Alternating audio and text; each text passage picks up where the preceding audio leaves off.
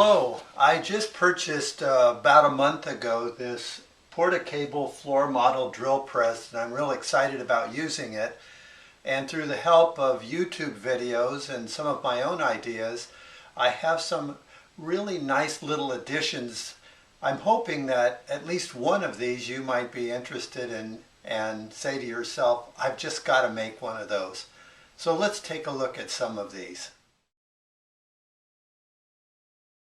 The problem I discovered very quickly is this is a very nice surface for cutting into metals, but when you're using it with wood, you're often getting wood chips and sawdust down in here and in some of the oil that's down here, and it's really kind of a pain to clean up. So I thought I need a nice flat surface for drilling wood on.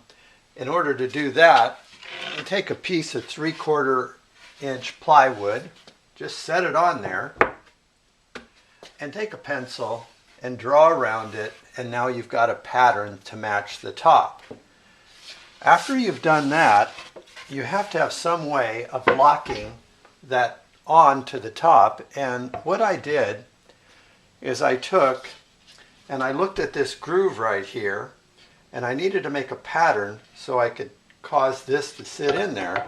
And in making that pattern, what I did is simply take a piece of paper, set it on here, and with my finger, you can see I'm making a crease in the paper, and there's my pattern. I can pull that away and cut that with a scissors, glue it on a piece of wood, cut around that, and if need be, sand it, and then what I get is this kind of a pattern of wood that fits right into this groove. So you can see I can turn it around like this, set it in there, it fits down nice and tight. I mean, that's tight enough to do the job for me. And I routed the edges on this, and I also used a little bit of this polyurethane fast dry. I put about 5 coats on and then waxed it. It takes about 10 minutes to dry, so while you're doing something else, you can just put another coat and another coat and another coat, and you get a nice slick surface to use. And if you accidentally mess up and miss the hole, you just drill into a piece of wood, you can throw it away and get another one, and you haven't damaged your metal tabletop. Do you find that after you're done drilling wood or even metal, underneath your drill press, you constantly have a debris field made by the scraps that fall through the center hole, and often they go down into the slots in the base and are even difficult to vacuum out? That can be disregarded with this nifty little addition to your drill press. You can see under my drill press table, what I've done is taken an old Campbell soup can, taken the label off, cleaned it up a bit, sprayed it with some undercoat gray primer, and then here you can see I added a little coat hanger wire and a second one to loop onto this side, and you can see these two attach, and I have the collected sawdust right there that's never going to get under my drill press and onto the floor. Now if you take a look after I'm done with this drilling, the cleanup is fairly easy because I can just go like this and tap the waste material right here on the bench, and then I can scrape it right down into this center hole,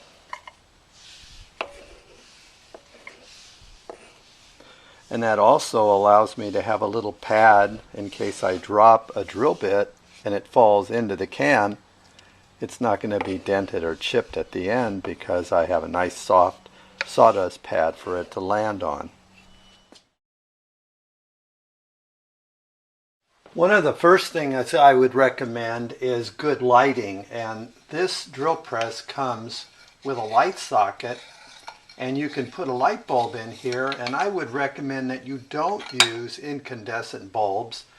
But you can pick one of these up at Home Depot. They're about $10, and this is a very bright LED light. And being an LED light, it casts a very bright white light That's what I want. And also it looks like it'll burn forever, basically. At least it'll take me my lifetime to burn out. You see, it's very bright.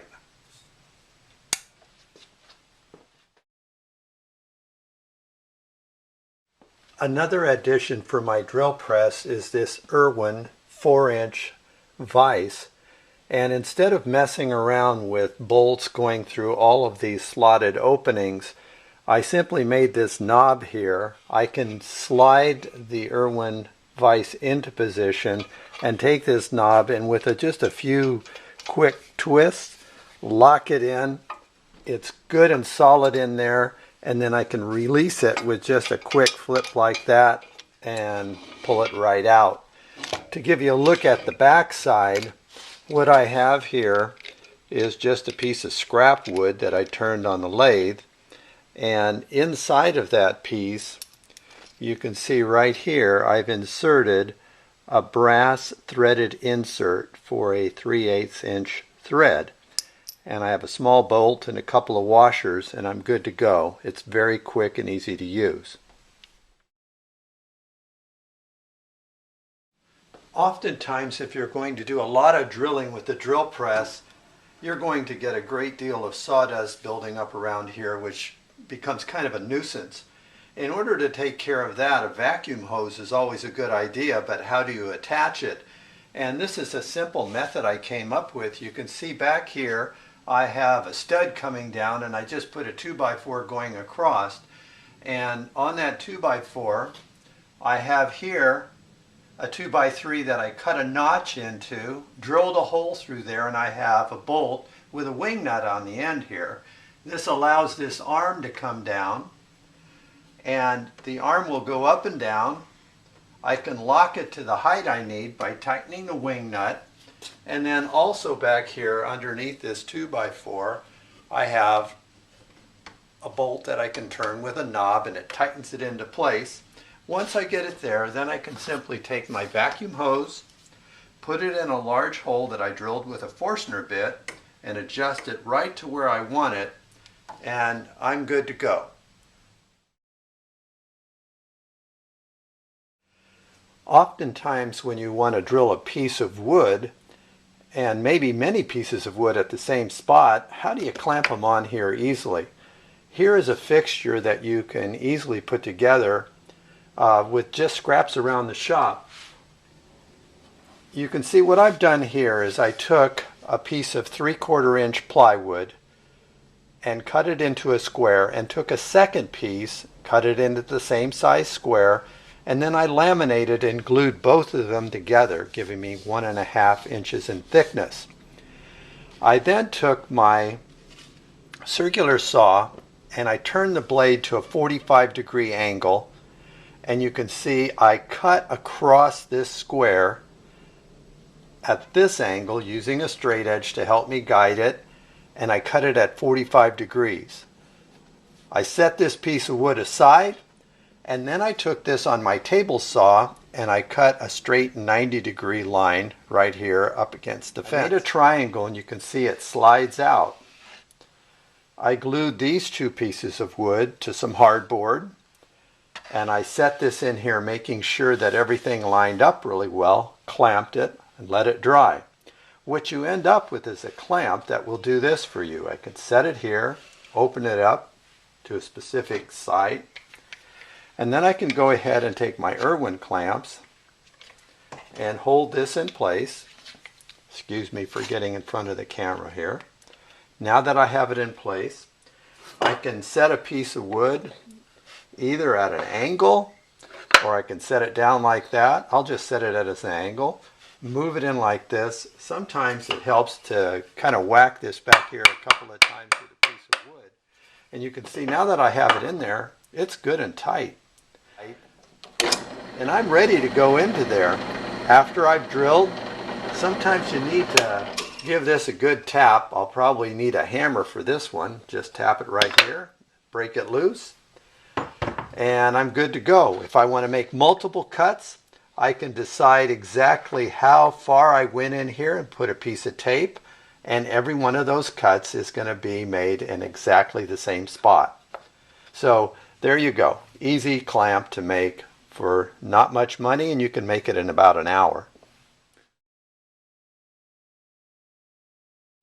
How about some do-it-yourself drum sanders for your drill press?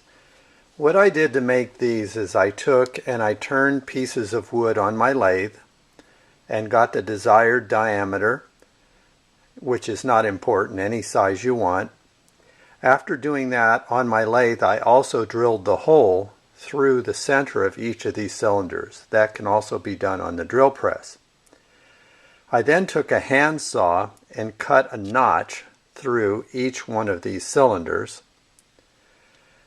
and then took a piece of sandpaper, cut it the same width as the cylinder, wrapped it into this slot all the way around, and then I took a piece of scrap wood, about like a popsicle stick, and took a hammer and drove it in there until it sunk below the level of the sandpaper. It's really tight on there and will be easy to get out with a ice pick placed in here and popped out. On this larger one, just for an experiment, I used corrugated fasteners. I don't know if you've seen these things on boxes. They used to use them a lot in the old days. And I took those and drove them in there, and they really snug things up. The only thing is I think I might have a difficulty getting them out with any type of a tool. I put bolts through there, and then these bolts go right into the drill press, and they spin fairly truly. The only thing I think I need to do yet, I noticed on another website that right here at the bottom of this notch, I should drill a hole, about a 1/8 inch hole all the way through. And what that does is it helps distribute the force of having something knocked in here, keeping yourself from splitting the block. I'll show you what these look like when they're spinning. These spinning drums can be used free spinning in the air, or if you want, you can do what I did here, and I took a piece of plywood, cut a hole in it a little bit larger than the diameter, and this spins freely within that hole, and then I can take wood and run it up against here and do my sanding. Let's do a little demo.